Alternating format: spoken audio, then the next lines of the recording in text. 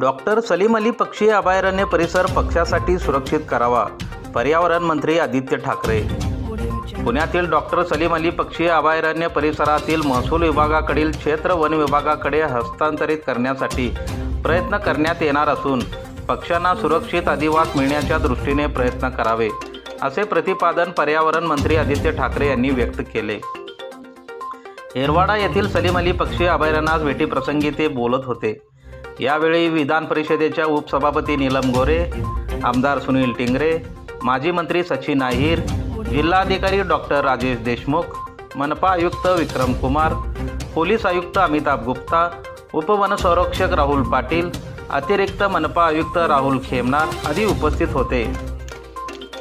मंत्री श्री ठाकरे म्हणाले, गेल्या 2 वर्षापासून राज्य शासन वन वाचविण्यासाठी मोठ्या प्रमाणात प्रयत्न करीत आहेत. पक्षी आणि वन्यजीवांना सुरक्षित अधिवास मिळणे गरजेचे आहे. पक्षी अभयारण्य परिसरास अतिक्रमण करणाऱ्यावर कारवाई करण्यात येणार असून संरक्षणाच्या दृष्टीने परिसरात पोलिसांची गस्त वाढवण्याच्या सूचना पोलीस आयुक्तांना दिल्या आहेत.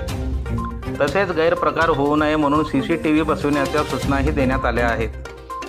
अभयारण्य परिसरात पुणे महानगरपालिकेने स्वयंसेवी संस्था आणि नागरिकांच्या सहकार्याने स्वच्छता मोहीम राबवावी, नागरिकांनी पक्षी अभयारण्याला भेट द्यावी आणि पर्यावरणाच्या दृष्टीने पुण्यातील हिरवे आच्छादन टिकवण्यासाठी झाडाची लागवड करावी, असे आवाहन मंत्री ठाकरे यांनी केले.